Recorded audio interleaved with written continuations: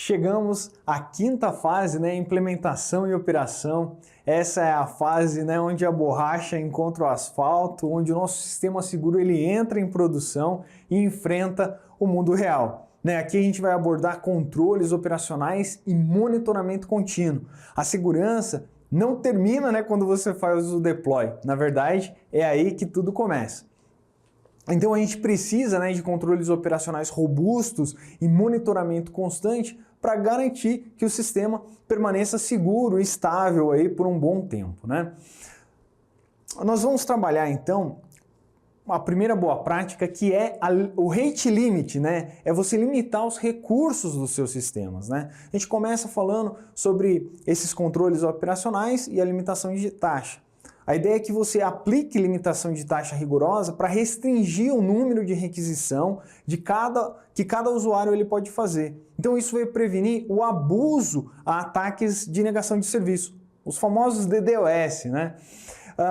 Implementando, né, os limites específicos, né, a frequência com que um agente LLM ele pode executar as ações, né, nem tudo precisa acontecer instantaneamente, né? E isso vai segurar para que o seu sistema ele não seja consumido recursos de maneira excessiva. A gente está falando de processamento, né, memória. Então é restringir esses limites de maneira a não ser abusado, né? Os limites de ações, isso vai ser enfileirado e vai poupar os seus recursos.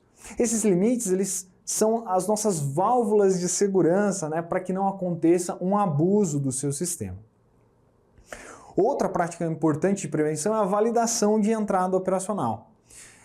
Esse é um nível, né, de uma camada extra de proteção que vai trazer uma segurança para você na entrada excessiva de dados, né, que consumiria recursos de maneira também desnecessária no seu sistema. Então, a ideia é que você filtre claramente as tentativas de extrair dados, né, de extrair informações, volumes de informações grandes, né? Como que isso funciona? Você vai implementar sistemas de detecção de padrão que identifiquem as solicitações maliciosas baseadas em características conhecidas. E aí você valida essas entradas com listas de permissionamento, né, de tópicos, de formatos aceitáveis. É uma abordagem de lista de permissionamento, né? E isso cria essa defesa em tempo real. Uma outra técnica importante é a do sandbox, né, que é o isolamento. As técnicas de sandbox e isolamentos, elas são cruciais para a contenção de riscos. Você vai isolar os LLMs das redes externas, de serviços internos, para reduzir o ataque, né? Reduzir a superfície de ataque. Então você está implementando barreiras fortes e isolamento para um ambiente de diferentes níveis de sensibilidades. Dados públicos e dados confidenciais, eles nunca devem compartilhar o mesmo ambiente. Então você vai criar pipelines de processamentos específicos para diferente classificação de dados e limita rigorosamente as conexões do LLM a sistemas externos e a ataques. Então isso é essencial, né? Colocando ali só o que é essencial para o LLM. Então pensa nisso como uma sandbox, como uma prisão de segurança máxima para o seu LLM, e aí ele pode trabalhar, mas sob a supervisão constante, né, e um acesso limitado. Outra prática super importante nas questões de segurança é o log e monitoramento. Então a gente está falando de você registrar as ações que o seu sistema está realizando, né? A saída, a entrada, né? Então você vai ficar observando que isso vai trazer essa segurança nas saídas do LLM que estão sendo processadas, né, para sistemas críticos. Então você precisa mesmo de ter um rastreio, uma auditoria completa, para que você saiba, tenha esse indicativo de onde vai acontecer, ou numa possível exploração, né, como que isso aconteceu, né, qual que foi a sequência realizada ali por um atacante. Como que isso funciona? Você coloca, né, padrões baseados em estatísticas, né? Você vai entender o que é o comportamento normal da sua aplicação para que você consiga identificar quando que está acontecendo um incidente, que é quando algo dá errado e foge desse padrão, ele foge, né, dessa estatística. que é também nessa prática da detecção de anomalia.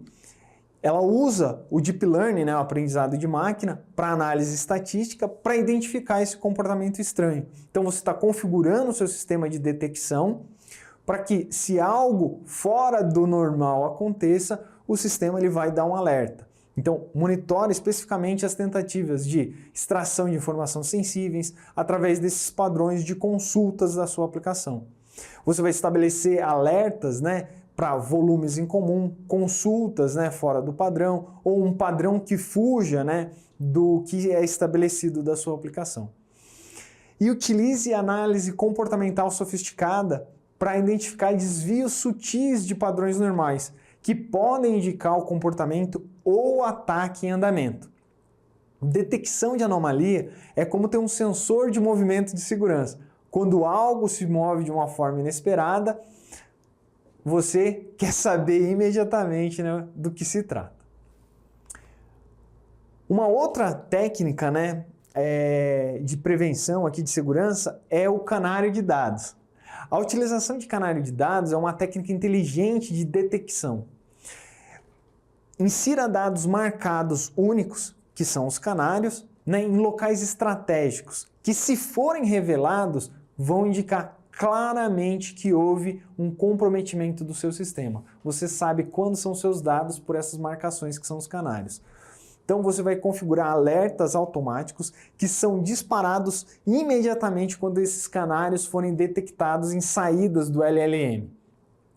Rastreie a propagação de informações sensíveis através do sistema usando esses marcadores. E utilize marcas d'água digitais nos resultados do modelo para rastrear replicação não autorizada do conteúdo. O termo vem das minas de carvão, onde os canários eram usados para detectar gases tóxicos. Se o canário morria, os mineiros sabiam que havia perigo. Da mesma forma, o seu canário de dados aparece onde não deveria. Você sabe que há um problema de segurança. E nós chegamos no LLM 10, o Unbounded Consumption. Chegamos a essa última vulnerabilidade, né, do WASP Top 10 de LLM, que é o consumo ilimitado. É uma vulnerabilidade que ocorre quando o modelo de linguagem grande permite que os usuários realizem inferências excessivas e não controladas. Isso pode levar a diversos riscos. Negação de serviço, o DDoS, quando o sistema fica sobrecarregado, perdas financeiras significativas, especialmente com APIs pagas por uso, roubo de propriedade intelectual através de extração massiva do conhecimento do modelo e degradação geral do serviço, afetando todos os usuários.